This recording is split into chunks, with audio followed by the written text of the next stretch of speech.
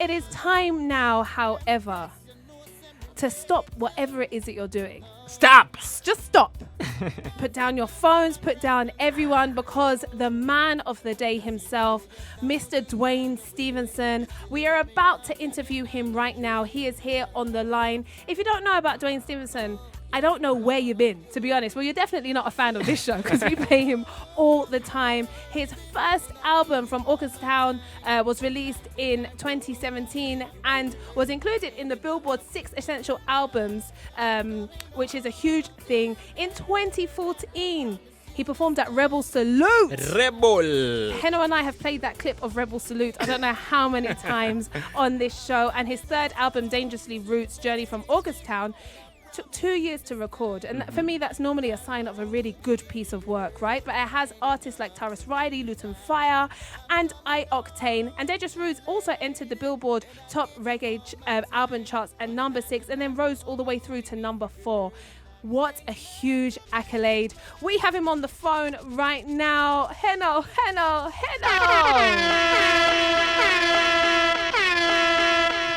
Hello, Mr. Duane Stephenson, can you hear us? That's it, love. I'm hearing you. Thank you. I Welcome. was just wondering who you were talking about here for a second. Welcome to the Adrenaline Drive Time Show, man. We're so honored to have you here. And the pleasure is mine, man. Always, you know. Yo, brother, it's been a minute because, we were supposed to do this. We are supposed to chat and chop it up for like 2-3 weeks ago. Yeah, most definitely, man. And prior to that, we were supposed to start from way back in January, and then, because I was on the road just before, this new world business started. So it's been a while. Yeah. So I just played the record One Night in Nairobi that you did for my rhythm, yeah? And you've performed in the 254. What is it that you love about Kenya? Let me tell you, man. The people in Kenya are so excited. Kenya today is like the excitement we had for reggae music back in the 80s and throughout the 90s in Jamaica. Yeah. It's that energy, you know what I mean? It's that great vibe, that longing for good, sweet music, just to catch a vibe, to dance to it, to enjoy yourself and to go home feeling with positivity. I went to that performance. First of all, it was absolutely incredible. And I think whenever you're talking about Duane Stephenson, be it live or be it on a track, you can't talk about you without first and foremost, or at least top 3, talk about your vocal ability, how stunning your vocals are. How do you still Thank practice? you very much. Do you get to a point as an most artist where you're definitely. like, you know what, this is my voice, it is what it is, or do you have to consistently practice on your instrument? No, man, it's like any other instrument, you have to always practice. And you have to try new things, and you have to keep up with exercising, stuff like that. You have to keep preparing yourself, and because you never know when is your last show. So any show that you're doing, you have to, act as if it's the last performance. You give it the all that you have for that day.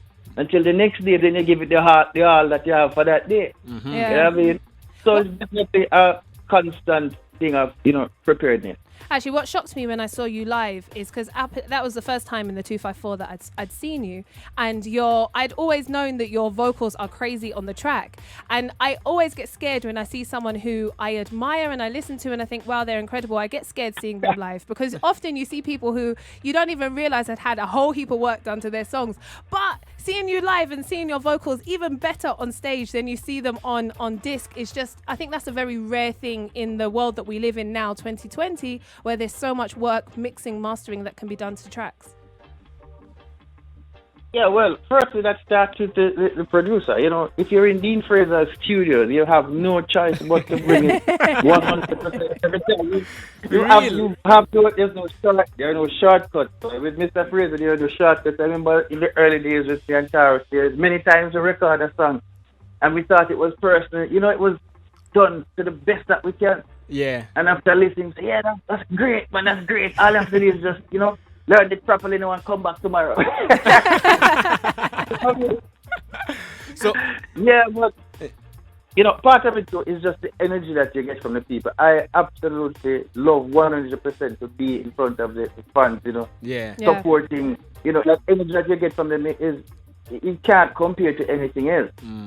So I thrive off that extra energy.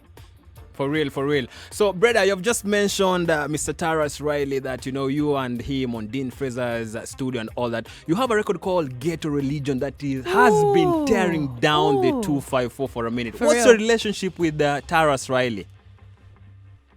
So, Taras Riley is like my brother, man. In terms of musically, he definitely is my brother. You know what I mean? Because, I mean, we came up through the same day. I mean, when Taras recorded his first track, it's the first time I actually did a recording also professionally with Dean, and we met on that day. And that song that he did was called, it's still my favorite Taras Riley song, Larger Than Life. I don't know if Taras will ever come with another song that I love quite as much as I truly, that is my Taras Riley song. You know what I mean? So what? From then we met. Okay. So, what's your favorite Duane song? That's a good question, because we asked the Vibes Nation today what's their favorite Duane song, and what's amazing, and we've asked that about other artists before. Normally, there's some form of consensus, but if you look at the comments, you can double check me if you think I'm lying. Everyone said a different song, and that's amazing. Yeah, well, I guess, you know, everyone has a different taste. Everyone has different experiences, and the truth is, I think about the experiences of the normal person just going about life. You know, I try to sing songs that are very relatable, because most of it is very relatable to me. And I know if it's relatable to me, then it's humanly relatable. Yeah. You know what I mean? So that's what I do. But in terms of a favorite track, wow. You have to give us something, brother. You have to give us something. It probably would be Misty Morning. Misty Morning is just like that, you know, dear to my heart. Dear to my heart. I think it's different from, you know, what a lot of people think, you know, because I think at the time, sorry, continue. Talking, because you were saying about, obviously you write kind of everyday experiences and what people just live and go through. Yeah. And we have the conversation on the show quite a lot, because we play a lot of dancehall, a lot of soca, and a lot of reggae. And something that's particular about reggae, and I think especially when you see live reggae acts, that's so beautiful, is how the lyrical content connects with the people. And I think there's a kind of a spiritualism with that in the world that we live in right now, where there's a lot of negativity that happens online, on the news. Of course, we're in such a low moment right now. How important is it when you're when you listen to a rhythm or you hear a sound, how important is that lyrical content for you in your process?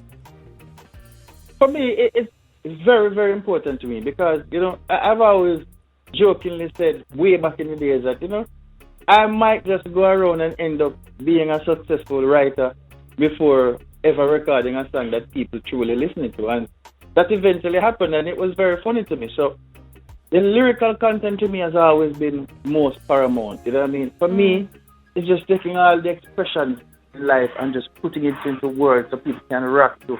You know, people can be inspired from it. Take the down things and, you know, put a spin on it to try to uplift people's spirit. So for me, it cannot be all about, you know, as a Cape Town say, boom, boom, boom, I just dance. It has to be a little bit more than that. For real, brother. You know what I mean? Because while the rhythms will change and the beat might change, the consistency of the human living condition will remain the same. For real. And those are the words. Yeah. So, brother, you're part of Wallipa rhythms that have come out for January. Since January up to now, you know, you're on my rhythm, you're on French's rhythm, Get to Heaven, you're on Frankie's rhythm, you know, My Paradise. Yeah. When can we get a full body of work? You know, we're talking about an album or an EP. Yeah. The album has been ready since last year, and as soon as it was supposed to be released since last year, and I had a little bit of medical conditions, everything was set back. Then it was supposed to be March of this year, and then the world had a setback.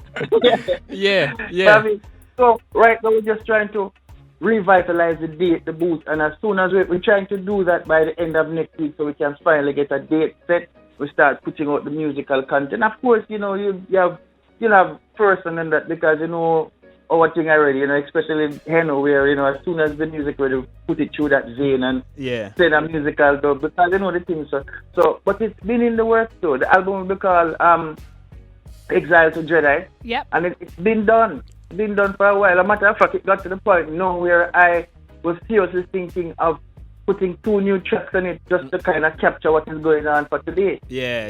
Yeah, actually, I was going to ask you that because I think every artist is responding to this COVID-19 situation kind of differently. I've seen some artists doing a load of live shows to try and uplift people. Some people are taking it as an opportunity to write, to reflect. Some people are taking the opportunity to shut down completely. What's kind of been your response to COVID-19 as an artist? Well, for me, for the most part, it's kind of taking it in stride, trying to formulate the movement forward, trying to formulate what's the next thing that we're going to think about, what we're going to present to the world after this. Because the world is changing and it will change forever. So how we respond to that change will determine the direction of many people. But we can't take that for granted. So it does take a bit of, it take a bit of time away to just kind of totally take in what is happening first before you can, reproduce it. For real. In a way, accept it to the people and in a way that will help to inspire, uplift them and help all of us to move on from the situation. Because the truth is we're not short of, a lot of the shows in terms of, because a lot of reggae artists have been doing it. Yeah. I mean, even before it got sophisticated, the first life, a week into it, there was Warrior King started his thing. I wasn't as sophisticated as it got because the strides that we made in 2 months in terms of doing stuff on the internet, we never made that in 10 years. It's true. I mean? That's the blessing, isn't it? Yeah, so that's the blessing. You're learning those skills overnight that maybe if business was as normal, you wouldn't have taken time to do that. And now you're leaving, I think most people are leaving this situation equipped with skills that they never thought they would be equipped with. Yeah. I recorded a demo for myself the other day. I've never recorded anything if it's not on the Big up. I bought some equipment and I recorded myself on Logic. Before now, those lines never meant anything to me except that the lines with the vocals going across, those were the only ones that ever mattered. Still now. I feel like that when I sit with Heno. I'm like, what are all of these lines? So, brother, you've just given us an exclusive that you'll be dropping your album real soon. So let's just give us details more. Do you have any collaboration for the album here? Like, is there any single that is out that's going to be featured on the new album? Because that's an exclusive adrenaline that you've given us. That's right. Nobody knew about dropping an album. So. Just, we're trying to squeeze you for as much information as possible. More information.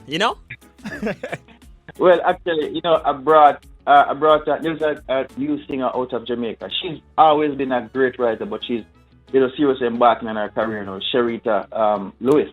Yeah, Sharita sings. Yeah, bad singer. Beautiful singer. Beautiful. Say no more, and it's up there in terms of her writing. Capabilities. It's right up there with vocals. You know what I mean? So we don't know which side of her is better yet. We're trying to work it out, but. We're enjoying it while we're doing it. So we have her on the album. There's Luton Fed on the album. And there's one person I'm really trying to get on the album, but it's been kind of eluding me a little bit. Ooh, tell us. Just tell us. We just make that call right now. By the end of this interview, you have the number. Put them on blast. We put them on blast right now. Hear me, I say, no disrespect.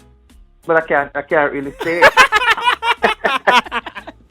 Okay, let me ask you. So reggae has gone through so many waves. I mean, just even in my lifetime, the sound of reggae has been so diverse.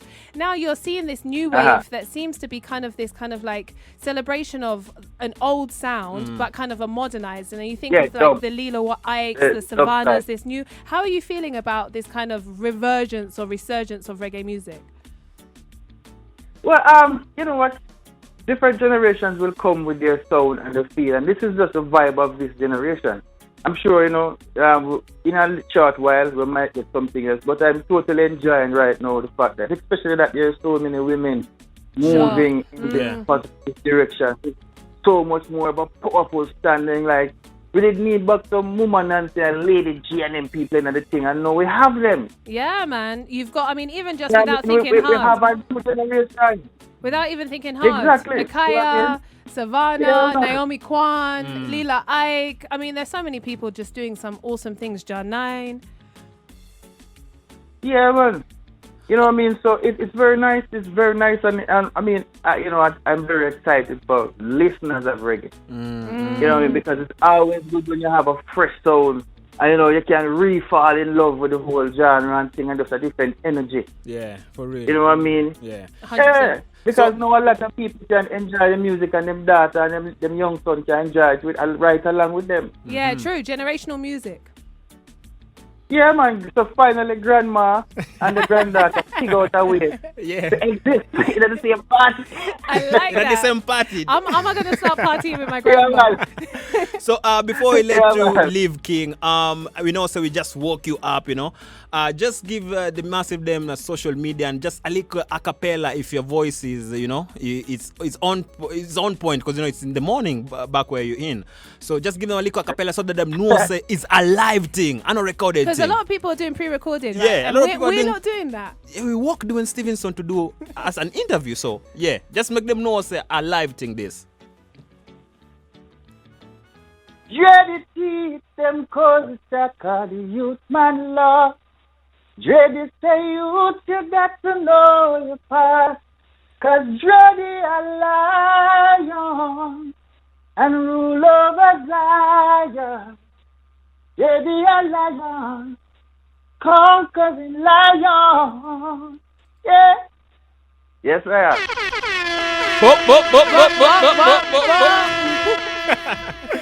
We love it. Thank you so much, Duane. Thank you for giving us your time. And as soon as we get your new stuff, we'll put it on big blast over here. Yeah, brother. Give thanks, yeah? Mostly. All right. Up, bless up. Yo, Vibes Nation, man. That was Duane. God. And when you tell you listen to the show, tumepata another exclusive. Atakuwa anatoa album. Lutan Fire will be on the album. Sheriata will be on the album. Where will you get such information if you don't listen to Chiki and ZJ Heno? But you know what I found really interesting? Because Duane said something similar there to Governor.